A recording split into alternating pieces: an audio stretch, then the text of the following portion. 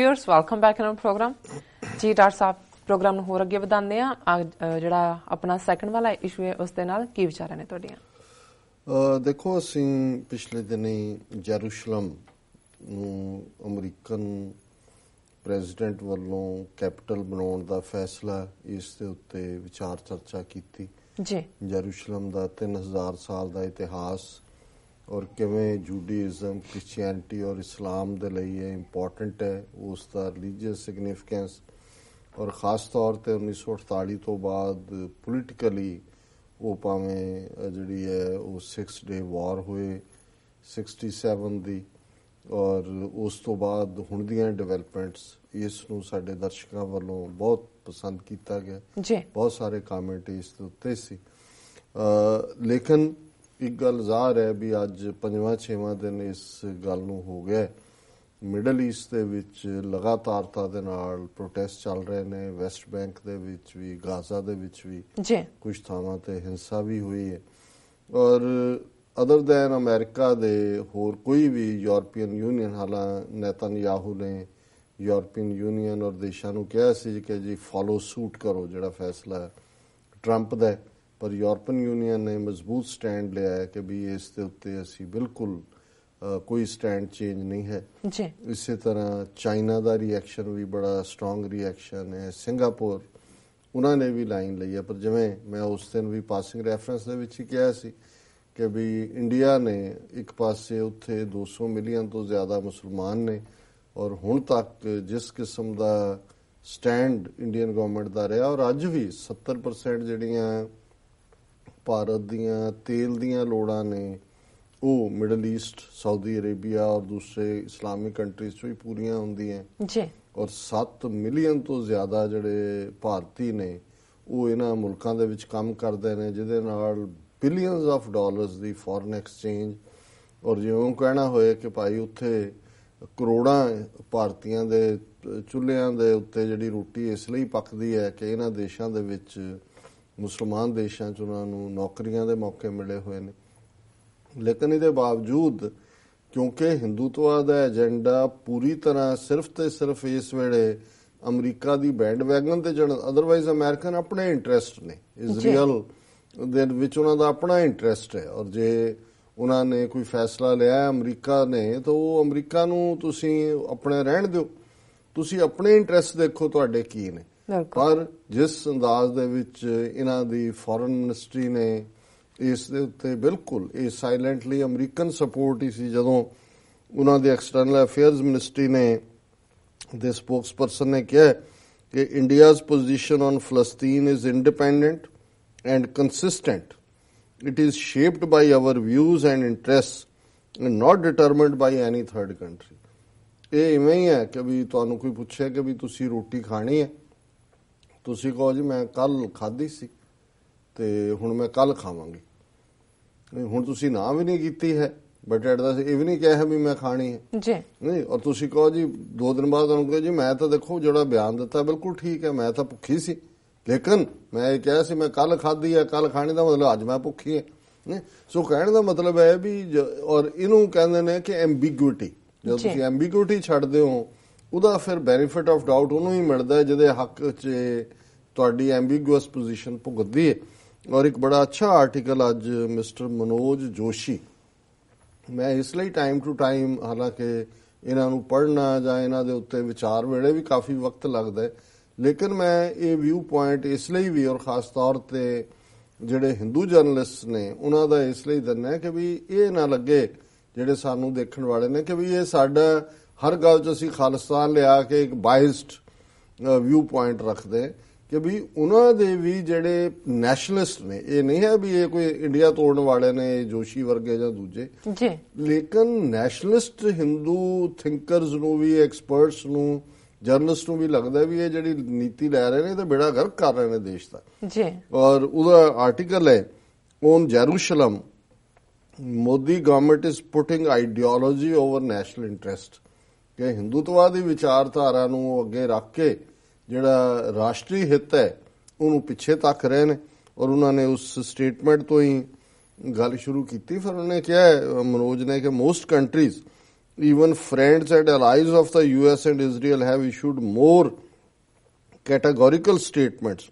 Singapore, for example, made it clear that any unilateral action would impede progress for a peaceful resolution of the Middle East and Palestinian problem. उन्होंने कहा जी ये ਜਿਹੜਾ ਇੱਕ ਤਰਫਾ ਫੈਸਲਾ ਹੈ ਜੈਰੂਸ਼ਲਮ ਬਣਾਉਣ ਦਾ, ਇਹ ਫਲਸਤੀਨੀਆਂ ਨਾਲ ਜਿਹੜੀ ਗੱਲਬਾਤ ਔਰ ਟੂ ਨੇਸ਼ਨ ਥਿਉਰੀ ਜਿਹੜੀ ਉੱਥੇ ਬਣਨ ਦਾ ਇਹਨਾਂ ਦਾ ਫੈਸਲਾ ਸੀ UN ਦਾ ਵੀ, ਔਰ ਅਮਰੀਕਾ ਵੀ ਉਹਦੇ ਲਈ ਕਹਿੰਦਾ ਇਹ ਉਹਨੂੰ ਬਿਲਕੁਲ ਪਿਛਲੇ ਬਰਨਰ ਤੇ ਤੱਕ ਦੇਗੀ ਜੀ। ਫਿਰ ਉਹਨਾਂ ਨੇ ਕਿਹਾ ਕਿ ਵੀ ਇਸ ਤੋਂ ਅੱਗੇ ਈਵਨ ਜਿਹੜਾ as for the European Union, it said its position remains unchanged.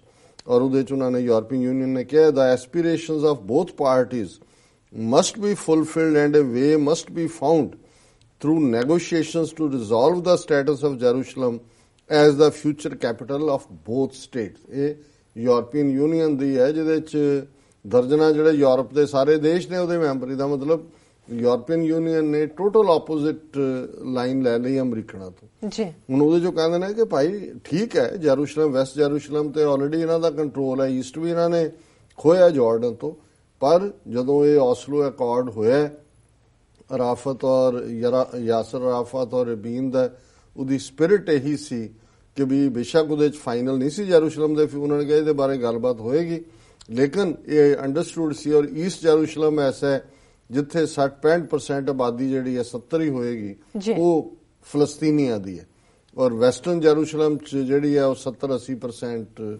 ਯਹੂਦੀਆਂ ਦੀ ਹੈ। ਸੋ ਇੱਕੋ ਹੀ ਸਿਟੀ ਜੇ ਤਿੰਨ ਮਜ਼ਹਬਾਂ ਦੇ ਜਿਹੜੇ ਨੇ ਪਵਿੱਤਰ ਥਾਂ ਦੇ ਨਾਲ ਜੁੜਿਆ ਹੋਇਆ ਜੈਰੂਸ਼ਲਮ ਹੈ, ਤੇ ਫਿਰ ਕੀ ਉਹਦੇ ਚ ਰੁਕਾਵਟ ਹੈ ਕਿ ਵੀ ਇਹ ਜਿਹੜੀ ਹੈ ਈਸਟ ਜੈਰੂਸ਼ਲਮ ਫਲਸਤੀਨੀਆਂ ਦੀ ਸਟੇਟ ਦੀ ਕੈਪੀਟਲ ਨਹੀਂ ਹੋ ਸਕਦੀ? ਤੁਸੀਂ ਇੱਕ ਤਰਫਾ ਕਹਿੰਦੇ ਹੋ, ਹਾਲਾਂਕਿ ਇਹਨਾਂ ਨੇ ਥੋੜੇ ਜਿਹੇ ਗ੍ਰੇ ਜਿਹਨੂੰ ਕਹਿੰਦੇ ਨੇ ਵੀ ਗਰਾਊਂਡ ਰੱਖੀ ਹੈ ਵਿੱਚ, ਇਹ ਇਹਨਾਂ ਨੇ ਨਹੀਂ ਕਿਹਾ ਵੀ ਐਕਸਕਲੂਸਿਵ ਸਾਰੇ ਜੈਰੂਸ਼ਲਮ ਦੇ ਉੱਤੇ ਹੀ ਇਹਨਾਂ ਦੀ ਮਲਕੀਅਤ ਹੈ ਜਾਂ ਕੱਲ ਨੂੰ ਉਹ ਨਹੀਂ, ਪਰ ਇਹ ਤਾਂ ਕਹਿਣ ਦੀਆਂ ਗੱਲਾਂ ਨੇ। ਹਾਲ ਦੀ ਘੜੀ ਜਿਸ ਅੰਦਾਜ਼ ਦੇ ਵਿੱਚ ਇਹ ਸਾਰਾ ਫੈਸਲਾ ਸੁਣਾਇਆ ਗਿਆ ਉਸ ਤੋਂ ਜ਼ਾਹਰ ਹੈ ਕਿ ਵੀ ਇਹ ਇੱਕ ਬਾਇਜ਼ ਹੈ। ਫਿਰ ਹੁਣ ਚਾਈਨੀਜ਼ ਦਾ ਸਟੈਂਡ ਵੀ ਇਹਦੇ ਤੇ ਕਲੀਅਰ ਹੈ। The Chinese spokesman bluntly outlined Beijing's support for a negotiated settlement of the Israel-Palestine dispute which would benefit regional peace and stability and be based on a full sovereignty of Palestinian state with East Jerusalem as the capital. ਇਹ president Shri Jinping ਨੇ ਪਹਿਲਾਂ ਵੀ ਅਰਬ league ਨੂੰ ਜਿਹੜੀ ਉਹਨੇ 2016 ਚ ਉਹਨਾਂ ਦੇ ਸਾਹਮਣੇ ਸਟੇਟਮੈਂਟ ਉਹਦੇ ਚ ਵੀ ਉਹਨੇ ਕਿਹਾ ਸੀ ਚਾਈਨਾ ਫਰਮ ਹੈ, ਯੂਰਪੀਅਨ ਯੂਨੀਅਨ ਫਰਮ ਹੈ, ਤੇ ਭਾਰਤ ਜਿਹੜਾ ਉਹਦੀ ਲਾਈਨ ਅਸੀਂ ਦੇਖ ਹੀ ਆਏ ਹਾਂ ਵੀ ਉਹਨਾਂ ਦੀ ਫੋਰਨ ਮਿਨਿਸਟਰੀ ਨੇ ਕੀ ਕਿਹਾ ਜੀ। ਔਰ ਇਹਦੇ ਚ ਫਿਰ ਇਹਨੇ ਮਿਸਟਰ ਮਨੋਜ ਨੇ ਡਿਸਕਸ ਕੀਤਾ ਕਿ ਕਿਵੇਂ ਨਾਨ ਅਲਾਈਨਮੈਂਟ ਦੀ ਜਿਹੜੀ ਪਾਲਿਸੀ ਸੀ ਭਾਰਤ ਦੀ, ਉਹਨੇ ਕਿਵੇਂ ਫਾਇਦਾ ਪਹੁੰਚਾਇਆ ਬਹੁਤ ਸਾਰੀਆਂ ਡਿਵੈਲਪਿੰਗ ਕੰਟਰੀਜ਼ ਨੂੰ, ਕਿ ਅਮਰੀਕਨ ਪੈਸਾ ਔਰ ਮਦਦ ਵੀ ਮਿਲ ਰਹੀ ਸੀ, ਤੇ ਸੋਵੀਅਤ ਯੂਨੀਅਨ ਤੋਂ ਹਥਿਆਰ ਜਿਹੜੇ ਨੇ ਦੋਸਤ ਦੇ ਨਾਤੇ ਸਸਤੇ ਭਾਅ ਤੇ ਮਿਲ ਰਹੇ ਸੀ। ਇੰਟਰਨੈਸ਼ਨਲੀ ਸੋਵੀਅਤ ਯੂਨੀਅਨ ਡਿਫੈਂਡ ਕਰਦਾ ਸੀ ਇੰਡੀਆ ਨੂੰ, ਕਸ਼ਮੀਰ ਮੁੱਦੇ ਤੇ ਵੀਟੋ ਕਰਦਾ ਸੀ, ਪਰ ਨਾਲ ਦੀ ਨਾਲ ਕਿਉਂਕਿ ਨਾਨ ਅਲਾਈਨਮੈਂਟ ਦੇ ਥੱਲੇ ਖੁੱਲ ਕੇ ਭਾਰਤ ਪਬਲਿਕਲੀ ਸੋਵੀਅਤ ਬਲਾਕ 'ਚ ਨਹੀਂ ਸੀ, ਭਾਵੇਂ ਘੁੰਮਦਾ ਉਹਨਾਂ ਦੇ ਨਾਲ ਹੀ ਸੀ, ਸੋ ਅਮਰੀਕਨ ਏਡ ਵੀ ਉਹਨਾਂ ਨੂੰ ਮਿਲ ਜਾਂਦੀ ਸੀ।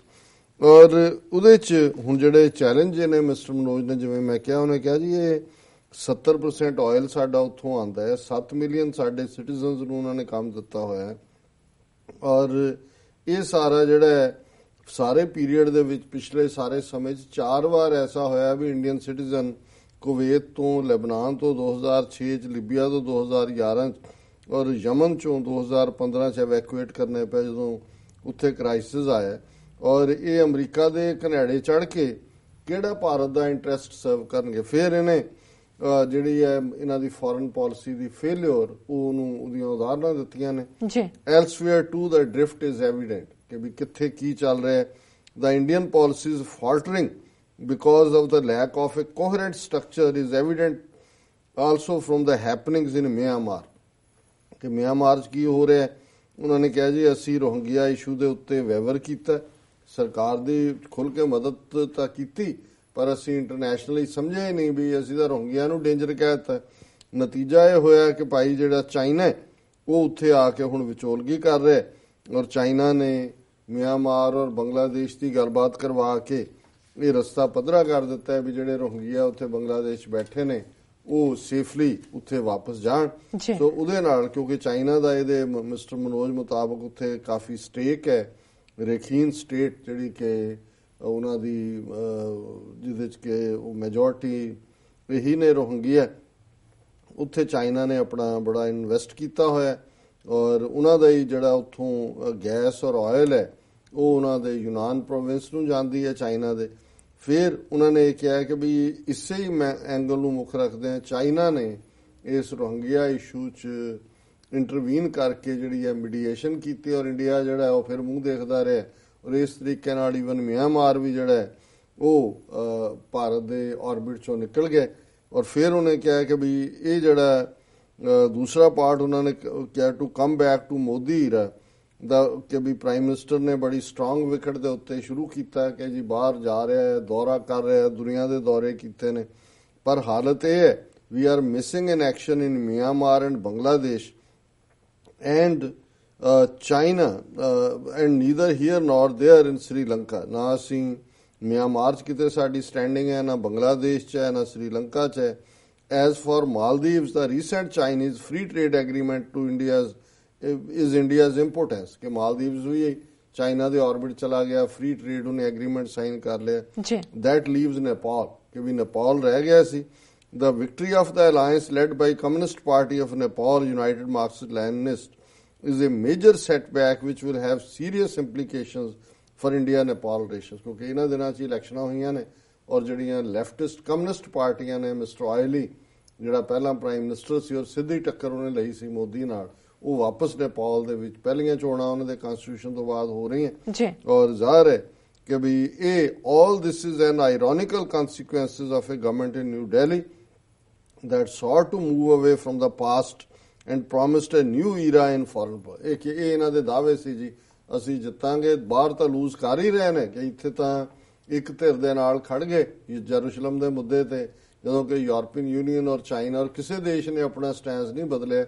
ਉਹਨਾਂ ਨੇ ਕਿਹਾ ਮਿਸਟਰ ਮਨੋਜ ਕਹਿੰਦੇ ਨੇ ਵੀ ਨੇਬਰਹੁੱਡ 'ਚ ਦੇਖ ਲਓ ਕਿ ਮਿਆਂਮਾਰ ਦੇ ਇਸ਼ੂ ਤੇ ਵੀ ਚਾਈਨਾ ਵਿੱਚ ਵੜ ਗਿਆ, ਸ੍ਰੀਲੰਕਾ ਦੀ ਪਹਿਲਾਂ ਹੀ ਪੋਰਟ ਉਹਨਾਂ ਨੇ ਚਾਈਨਾ ਨੂੰ ਦੇ ਦਿੱਤੀ ਹੈ ਔਰ ਹੁਣ ਫ੍ਰੀ ਟ੍ਰੇਡ ਐਗਰੀਮੈਂਟ ਜਿਹੜੀ ਹੈ ਉਹ ਮਾਲਦੀਵਜ਼ ਨਾਲ ਹੋਇਆ ਤੇ ਨੇਪਾਲ ਦੇ ਵਿੱਚ ਚੋਣਾਂ ਹੋ ਕੇ ਕਮਿਊਨਿਸਟ ਉੱਥੇ ਆ ਗਏ। ਸੋ ਜ਼ਾਹਰ ਹੈ ਉਹ ਚਾਈਨਾ ਦੇ ਆਰਬਿਟ 'ਚ ਜਾਏਗਾ।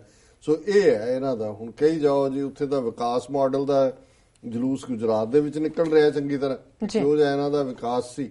ਔਰ ਇਹ ਜਿਹੜੀ ਫੋਰਨ ਪਾਲਿਸੀ ਕਿ ਜੀ ਮੋਦੀ ਇੱਥੇ ਟਾਈਮ ਸਕੁਅਰ ਤੇ ਲੱਖਾਂ ਉਹੀ ਗੁਜਰਾਤੀ ਤੁਸੀਂ ਇਕੱਠੇ ਕਰਕੇ ਕਹੋ ਜੀ welcome, red carpet welcome. Australia 'ਚ ਵੀ ਇਹੀ ਹਾਲ, ਉੱਥੇ ਉਹਨੇ ਕਿਹਾ ਜੀ ਆਪਣੇ ਯਾਰ ਅਡਾਨੀ ਨੂੰ ਕੋਈ ਕੰਟਰੈਕਟ ਵਗੈਰਾ ਦਵਾਏ, ਉੱਥੇ ਵੀ ਜਲੂਸ ਨਿਕਲ ਰਿਹਾ ਆਪੋਜੀਸ਼ਨ ਲੋਕਾਂ ਦੀ ਔਰ ਕਿਸ ਕਿਸਮ ਦਾ ਜਿਹੜਾ ਸਾਰਾ ਕਰ ਰਹੇ ਨੇ।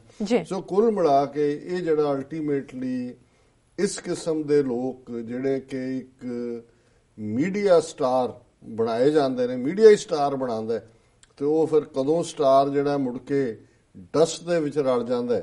ਸੋ ਲੱਗਦਾ ਹੈ ਕਿ ਵੀ 3.5 ਸਾਲ ਇਹਨਾਂ ਨੂੰ ਹੋਏ ਨੇ ਤੇ ਹੁਣ ਜਾਂਦੇ ਜਾਂਦੇ ਇਹਨਾਂ ਦਾ ਜਿਹੜਾ ਉਹ ਸਟਾਰ ਜਿਹੜਾ ਉਹ ਗਰਦਸ਼ ਹੀ ਨਹੀਂ ਹੈ, ਉਹ ਡਸਟ ਦੇ ਵਿੱਚ ਹੈ ਕਿਉਂਕਿ ਹੈ ਹੀ ਝੂਠਾ ਤਾਰਾ ਸੀ। ਇਸ ਤਾਰੇ ਦੇ ਵਿੱਚ ਕਦੇ ਵੀ ਰੋਸ਼ਨੀ ਨਹੀਂ ਸੀ। ਜੀ ਡਾਕਟਰ ਸਾਹਿਬ ਬਿਲਕੁਲ ਇੱਥੇ ਲੈਣੇ ਆ ਬ੍ਰੇਕ ਤੋਂ ਪਹਿਲਾਂ ਅਸੀਂ ਆਪਣੇ ਦਰਸ਼ਕਾਂ ਤੇ ਸਰੋਤਿਆਂ ਨੂੰ ਫਿਰ ਦੁਬਾਰਾ ਅਪੀਲ ਕਰ ਦਈਏ। ਵੀਅਰਸ ਅਸੀਂ ਚਾਹੁੰਦੇ ਹਾਂ ਕਿ ਤੁਸੀਂ TV 84 ਦੀ ਵੱਧ ਤੋਂ ਵੱਧ ਮਾਈਕ ਸਹਾਇਤਾ ਕਰੋ। ਤੁਸੀਂ ਆਪਣੀ ਮਾਈਕ ਸਹਾਇਤਾ ਸਾਡੀ ਵੈਬਸਾਈਟ tv84.tv ਤੇ ਜਾ ਕੇ ਨਾ 3 ਵੇਜ਼ ਰਾਹੀਂ ਕਰ ਸਕਦੇ ਹੋ, ਜਿਸ ਤਰ੍ਹਾਂ ਕਿ 1 ਟਾਈਮ ਡੋਨੇਸ਼ਨ, ਮੰਥਲੀ ਡੋਨੇਸ਼ਨ, ਜਾਂ ਫਿਰ ਤੁਸੀਂ TV 84 ਦੇ ਨਾਮ ਤੇ ਚੈੱਕ ਬਣਾ ਕੇ ਸਾਨੂੰ ਤੁਸੀਂ ਇਸ ਪਤੇ ਤੇ ਭੇਜ ਸਕਦੇ ਹੋ 36-01 37th Avenue, Long Island City, New York 11101 USA। ਜਾਂ ਫਿਰ ਤੁਸੀਂ ਸਾਡੇ ਫੋਨ ਨੰਬਰ ਤੇ ਵੀ ਸੰਪਰਕ ਕਰ ਸਕਦੇ ਹੋ 5164060694। ਵੀਅਰਸ ਤੁਸੀਂ ਕਿਤੇ ਨਹੀਂ ਜਾਣਾ, ਮਿਲਦੇ ਹਾਂ ਛੋਟੇ ਵਕਫੇ ਤੋਂ ਬਾਅਦ।